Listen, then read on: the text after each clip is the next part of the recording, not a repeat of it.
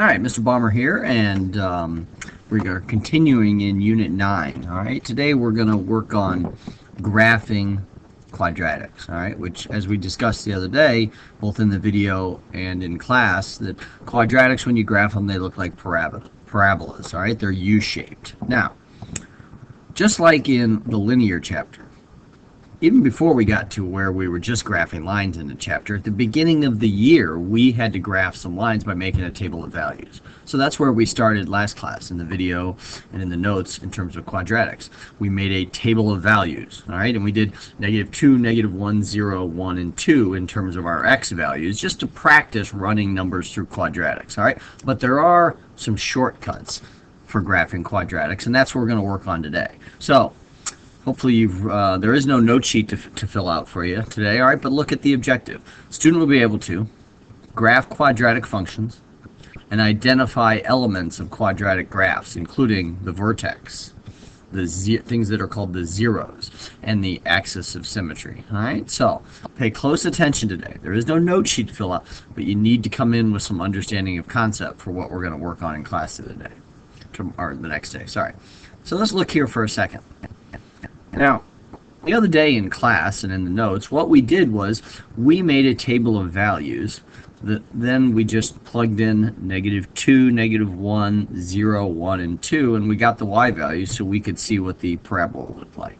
Now, that worked great when our parabola was kind of in this area. But do you think that's going to work very well when it turns out that our parabola is over here? All right. All of a sudden, if we just put in -2, -1, 0, 1, and 2, we wouldn't find, the points we would find would be huge negative numbers. All right. So that doesn't work. All right. That's one of the reasons we need this shortcut today. And I hope you're looking at these graphs. You're saying, boy, if I could just find this point, all right, which in this case would be this one, which is called the vertex. All right. So it all starts in terms of graphing parabolas today by first identifying the vertex. That's the point we have to get on the graph to get us started. All right, so let's look at some problems here. Make it a little bigger here. How are we going to graph this? All right, how are we going to graph this? Well, the first thing we should notice is, wait a minute, this is not in standard form of a quadratic, which you'll see over here. Standard form of a quadratic means, hey, get y alone, and then the other terms go in descending order of degree, descending order of exponents. So, in order to get this one into standard form, I'm going to have to move this 4x to the other side. And of course, you remember when it changes sides, it changes signs. So, we're going to end up having y equals x squared minus 4x and a minus 5. Now we have it in standard form. Now we're ready to start graphing it. Now, just like when we were doing the x factor, all right, what went up here? AC. What went down here? B. Well, where are those letters coming from? Well, just remind ourselves, A is the coefficient, all right, of the x squared term. B is the coefficient of the x term, and C is the constant. So if we're picking those out, in this case, I would say A is 1, B is -4, and C is -5. Now, why is knowing those important? Because there's actually a formula for how do we find the x value at the vertex. This is what's going to get us started right here. We're going to still make a table of values, but we're not making a table of values that just goes from -2 to 2 on the x-axis. The formula is this. The x value is the opposite of b over 2a. The opposite of b over 2a. So in this case, the x value at the vertex, we're finding the vertex. X is going to equal the opposite of b. So the opposite of -4 is 4 over 2 times a, which is 2. Now 4 divided by 2 is 2. So the x value at the vertex is 2. Now we have our table of values started. Now, how do you find the y value when x is 2? Well, that's just running it through your equation. All right, so let's do up here. 2 squared. 2 squared is 4. Let's hold on to that. 4 times 2 is 8. Now we have 4 minus 8. So now we're at negative 4. Take away another 5. Well, now we're at negative 9. You're at negative 9. So let's get that point on the graph. That's 2 comma negative 9. That's right here. So that's the vertex. Now, from the other day, looking at this, does it open up or down? Well, the value of A, which determines that, is 1. So since A is positive, all right, this parabola is going to open up. Now, parabolas have this nice sense of what's called symmetry, which means if I took a parabola, I could really fold it over this middle line and it would match itself. And that helps us when we go to graph it. Because what I want to do is say, hey, what's a number to the right of 2? Any number, but we don't want to get too far away, because when you're dealing with quadratics, your output values get big very quickly, or they change very quickly. So what if I said 3 and 4? Now, since I took a one step here, I'm going to take a one step the other direction, which gets me to 1. And since this was an additional one step, I'm going to take an additional one step and get to 0. Now, the nice thing about this idea of symmetry is I really don't have 4 more numbers to run through my equation. I only have 2 more. Let me show you why. It's because the output values of these 2 numbers, because they're equal steps away from the vertex, are going to be the same. And these 2 output values, because they're equal steps away from the vertex, are going to be the same. So we just have to decide, hey, would I rather run 3 through the equation or 1 through the equation? And personally, I'd rather run 1 through. So 1 squared is 2, or I'm sorry, 1 squared is 1. Let's hold on to that. 4 times 1 is 4. 1 minus 4 gets us to negative 3. Take away another 5 gets us to negative 8. So since this one is negative 8, because of this idea of symmetry, this one is also negative 8. Now, would I rather run 0 through my formula or 4? Very quickly, I hope your answer in your head was, I'm going to run 0 through. Because 0 squared is 0, minus 4 times 0 is 0. Then take away 5, we're at negative 5.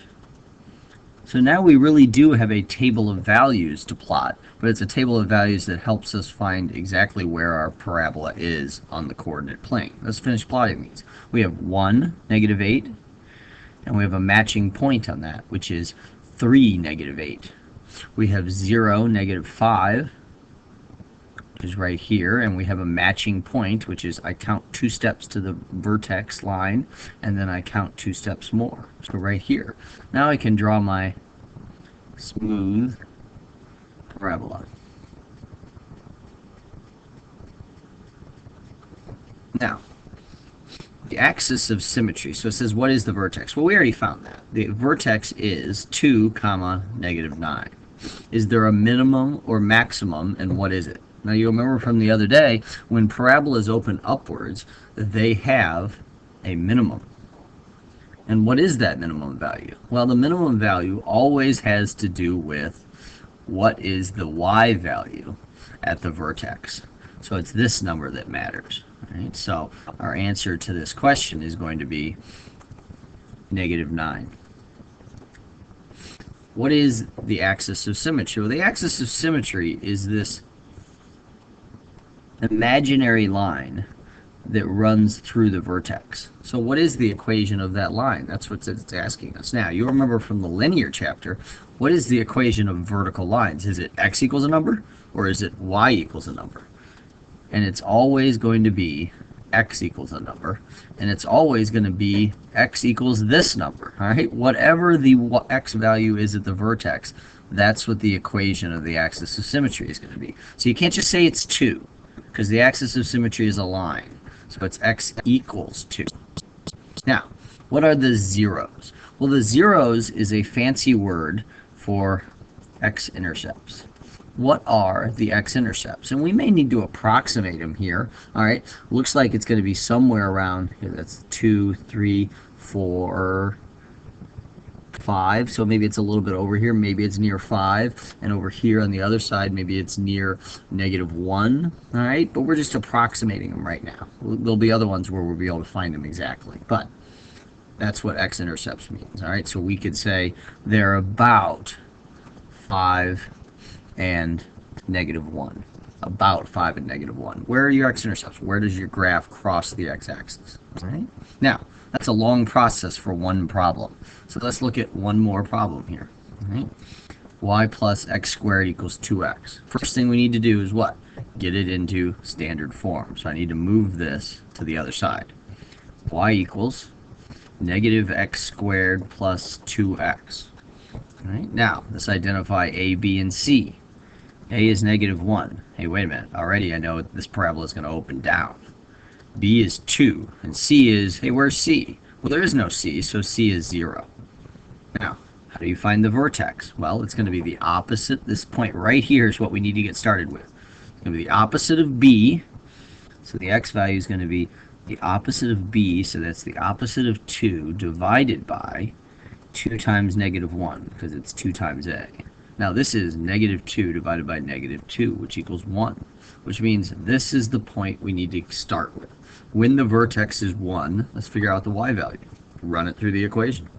1 squared is 1, and then it's negative of that. So we're at negative 1 plus 2 times 1 is 2. Negative 1 plus 2 gets us to 1. So now we know our vertex is right here, 1, 1. And now we can start filling in the rest of our chart, which I'm going to say, well, let's take one step to the right is 2, one step to the left is 0. One more step to the right is 3, one more step to the right is negative 1. And I know because of this idea of symmetry that these two numbers are going to match and these two numbers are going to match. So I just need to run the easier of those through the function. 0 would be a really easy one to run through the function. So when I run 0 through here, I get out 0.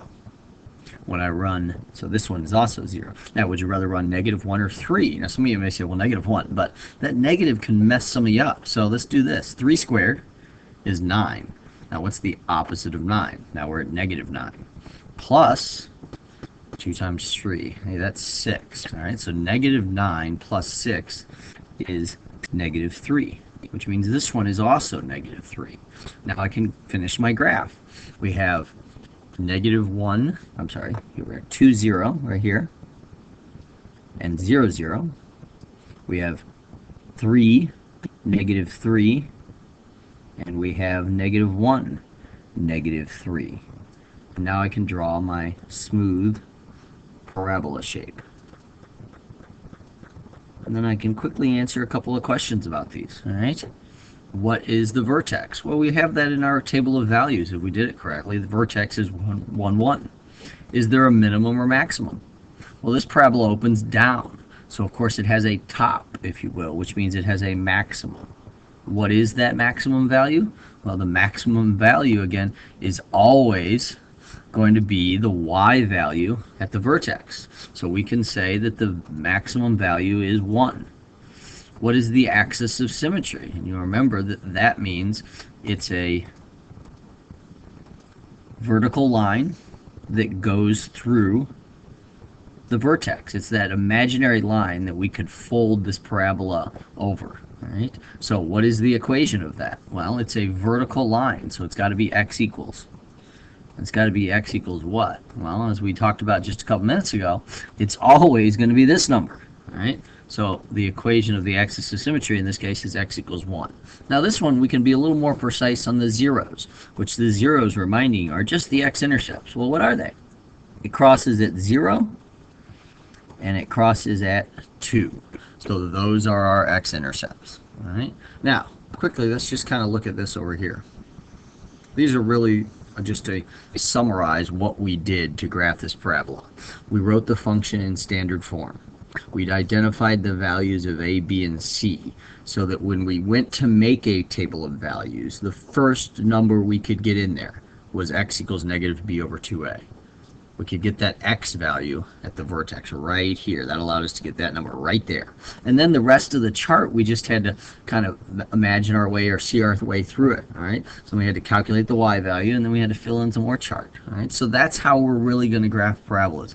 Find the vertex, go from there. So come into class, and we will be working on graphing parabolas. So don't worry about that, what you saw there. All right, so you're coming into class. We're going to spend the entire time graphing parabolas and answering questions about them. So we'll see you next class.